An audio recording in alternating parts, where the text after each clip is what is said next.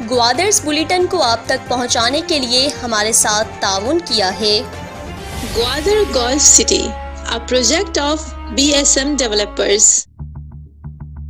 New Metro City, project of BSM developers.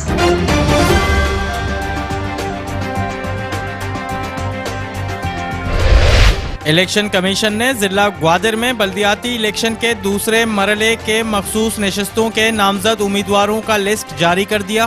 Sub division Pasni کی 38 مخصوص نشستوں کے لیے مجموعی طور پر 65 امیدواروں کی نامزدگی ہوئی ہے۔ میونسپل کمیٹی پسنی اور یونین کونسل پسنی میں اقلیت کی مخصوص نشستوں پر 6 امیدواروں کی نامزدگی کی گئی ہے، جس میں ایک اقلیتی خاتون بھی شامل ہیں۔ UC1 بیلار کلانچ، UC10 چوربندن اور MC پسنی میں حقد و تحریک کے منتخب کونسلران کی پرپوز پر حیدرآباد، کچی، جیکب آباد اور سبی سے تعلق رکھنے والے اقلیتوں کو نامزد کیا گیا ہے۔ UC11 نلینڈ سے منتخب کونسلر صدیق بلوچ کی پرپوز پر دلیپ کمار ولد شام لال ساکن لال چند اسٹریٹ نمبر 202 محلہ شاہی بازار، جیکب آباد کو پرپوز کیا گیا ہے۔ پسنی کے UC10 میں حقد و تحریک کے نومنتخب کونسلر عبداللطیف لال کی جانب سے راکیش ولد بنان مکان نمبر 191 محلہ گاڑی کاتا قاضی قیام روڈ حیدرآباد کو پرپوز کیا گیا ہے۔ پسنے کے UC1 بیلار کلانچ میں حقد و تحریک کے نومنتخب کونسلر ناصر علی کی جانب سے سنیل کمار ولد شام لال ساکن ہندو محلہ باغ ناڑی سبی کو پرپوز کیا گیا ہے۔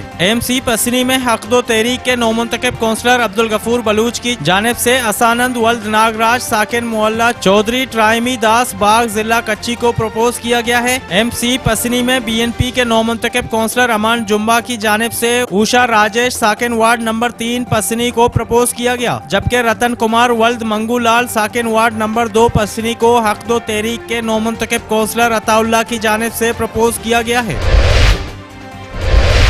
حقد و تحریک بلوچستان نے مولانا ہدایت الرحمان بلوچ کی سربراہی میں دھرنا گاہ سے گوادر پورٹ کے مین گیٹ تک ریلی نکالی۔ ریلی کے شرکاء سے مولانا ہدایت الرحمان نعرے لگواتے رہے۔ ریلی کے شرکاء نے پورٹ گیٹ پر دھرنا دیا۔ دھرنے کے شرکاء سے حقد و تحریک کے سربراہ مولانا ہدایت الرحمان بلوچ اور حسین واڈیلا نے خطاب کیا۔ ان کا کہنا تھا کہ ہم 20 نومبر کی بندش کے لیے مشق کر رہے ہیں۔ 20 نومبر کو عملی اقدام اٹھا کر گوادر پورٹ، انٹرنیشنل ایئرپورٹ اور چھاؤنی کا کام بند کر دیں گے۔ 20 نومبر کو اگر ہماری خون کی قربانی دینی پڑی تو دریغ نہیں کریں گے۔ ان کا کہنا تھا کہ وفاقی حکومت بے بس ہے اور صوبائی حکومت نشے کی حالت میں ہے۔ وہ پورامن گوادر کی آواز سننے سے قاصر ہیں۔ چیئرمین سینٹ صادق سنجرانی گزشتہ روز علیم خان کی خصوصی طیارے کے ساتھ ہمارا مذاق اڑانے کے لیے گوادر میں آئے۔ انہوں نے مچھلیاں کھائیں اور زمینیں اپنے نام الاٹ کروا کر چلے گئے۔ انہوں نے حکومت سے سنجیدگی کا مظاہرہ کرنے کی تلقین کر دی اور اگلے مشق کرنے کا اعلان بھی کیا۔ آخر میں حقد و تحریک بلوچستان نے مطالبات کو تحریری طور پر پورٹ حکام کے حوالے کیا۔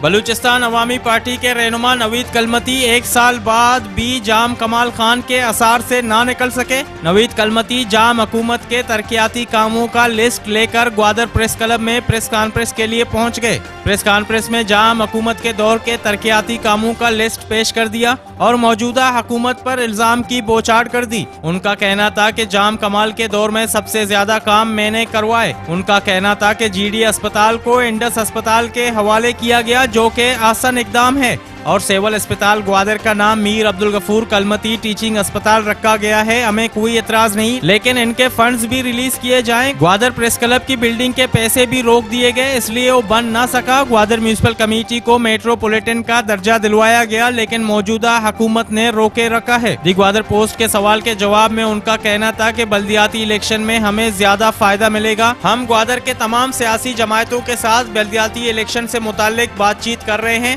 ان کا کہنا تھا کہ گوادر کے عوام نے بلدیاتی الیکشن میں MPA گوادر کو مسترد کر دیا ہے۔ اب اسٹیبلشمنٹ کی بھی MPA پر اعتماد ختم ہو گیا۔ ایک اور سوال کے جواب میں ان کا کہنا تھا 15 لوگوں کو رجسٹر کروایا گیا، یہ کام ہمارے رشتہ داروں نے کروایا جن کا نام لینا مناسب نہیں سمجھتا۔ نوید کلمتی کا کہنا تھا کہ مخالفین نے بھی باہر کے لوگوں کے نام اندراج کروائے اور ہم نے بھی اندراج کروایا۔ بلدیاتی الیکشن میں اتحادیوں نے خاران کے رہائشی کو گوادر شہر کا کونسلر بنوایا۔ ایک سوال کے جواب میں کہا کہا کہ نیشنل پارٹی حق دو تحریک پینل اور معیار جان نوری پینل سے اتحاد کے لیے گفت و شنید کر رہی ہے. یعقوب بیزنجو بھی ہماری حمایت کریں. ہماری اتحاد بلدیاتی الیکشن تک نہ رہے بلکہ عام انتخابات تک جاری رہے.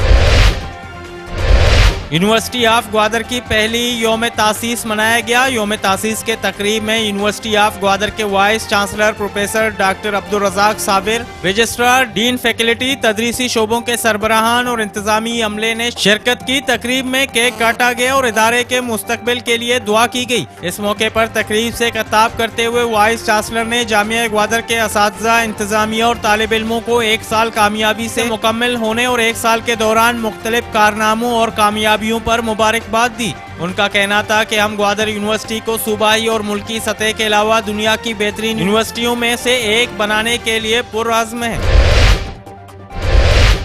حق دو تحریک کا دھرنا 18ویں دن میں داخل ہو گیا. حق دو تحریک کے رہنماؤں نے 42 نکات پر مشتمل اپنے مطالبات کی منظوری کے لیے وائی ناکا گوادر شہر میں دھرنا دے بیٹھے ہیں. دھرنے میں دن بھر مختلف پروگرامات کا انعقاد کیا گیا، جبکہ دھرنے کے شرکاء سے حق دو تحریک کے سربراہ مولانا ہدایت الرحمان بلوچ، حسین واڈیلا اور دیگر نے خطاب کیا.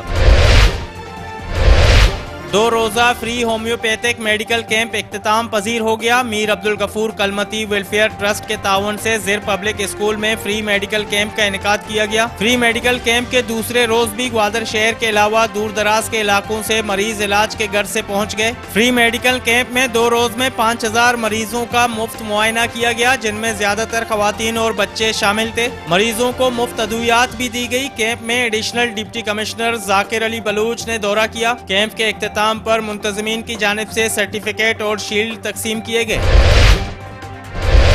بلدیاتی الیکشن کے دوسرے مرحلے کے لیے یونین کونسل ڈور گٹی سے ورکر کے مخصوص نشست پر نیشنل پارٹی تحصیل گوادر کے جنرل سیکریٹری ولید مجید بلا مقابلہ کونسلر منتخب ہو گئے. گورنمنٹ ڈگری کالج گوادر کے پرنسپل امداد اللہ بلوچ کا تبادلہ کر دیا گیا. گورنمنٹ انٹر کالج بلیدہ کے زولوجی کے پروفیسر ظہیر احمد بلوچ کو government boys degree college Gwadar کا پرنسپل تعینات کر کے نوٹیفیکیشن جاری کر دیا گیا. بلوچستان پولیس نے 36 انسپیکٹرز کو ڈی ایس پی کے رینک پر ترقی دے دی. ترقی پانے والوں میں گوادر پولیس اسٹیشن کے سابق ایس ایچ او محمد اسلم بنگلزئی، چاکر خان بلوچ اور دیگر شامل ہیں. ترقی پانے والوں کا نوٹیفیکیشن جاری کر دیا گیا. پاکستان کوسٹ گارڈ کی جانب سے جیونی کے ساحلی علاقہ بندری کے ساحل پر صفائی مہم چلائی گئی. صفائی مہم میں پاکستان کوسٹ گارڈ کے اہلکاروں سمیت میونسپل کمیٹی جیونی کے ملازمین، بندری کے معتبر شخصیات، عقد و تحریک کے نو منتخب کونسلر زاہد صالح، اسکول کے طالب علموں اور بندری کے نوجوانوں نے حصہ لیا. اس موقع پر پاکستان کوسٹ گارڈ جیونی نے اپنے پیغام میں کہا کہ صفائی نصف ایمان ہے. ہمیں چاہیے کہ ہم اپنے ارد گرد کے ماحول کو صاف شفاف رکھیں. ساحل سمندر کو بھی صاف رکھنا ہماری ذمہ داری بنتی ہے تاکہ دور دراز سے آنے والے سیاح کو ہمارے ساحل اپنی طرف جاذب کر سکیں. ہمیں اپنے دیگر سیاحتی مقامات کو بھی صاف رکھنا ہے تاکہ دیگر علاقوں کے سیاح سیاحت کے لیے آ سکیں. اورماڑہ کے نوائی علاقے رچ میں خونخوار بھیڑیے نے متعدد بکریوں کو کاٹ ڈالا. بکریوں کو چیٹ پاٹ کا واقعہ گزشتہ رات پیش آیا، جس سے مقامی لوگوں کے متعدد مویشیوں کو نقصان پہنچا ہے. اہل علاقہ میں خوف و ہراس پھیل گیا. اہل علاقہ نے وائلڈ لائف اور حکومت بلوچستان سے نقصانات کا ازالہ کرنے کی استدعا کر دی اور محکمہ جنگلی حیات سے ایسے خونخوار درندوں سے علاقے کو محفوظ بنانے کا مطالبہ کر دیا. اور پسنی کے دیہی علاقے کنڈاسول، شتنگی اور چکین کے زمینداروں کا کہنا ہے کہ چند ماہ قبل بارشوں کے بعد تاحال و زرعی بندات کی بحالی کے منتظر ہیں. طوفانی بارشوں اور سیلاب کے بعد مذکورہ دیہات میں بندات پانی میں بہہ گئے تھے. حکومت بلوچستان کی جانب سے زمینداروں کو بندات کی بحالی کے لیے زرعی گھنٹے فراہم نہیں کیے گئے. متاثرین کا کہنا تھا کہ زمینداروں کا ذریعہ معاش کھیتی باڑی سے منحصر ہے. زمینداروں نے اعلیٰ حکام سے فی الفور داد رسی کرنے کا مطالبہ کر دیا.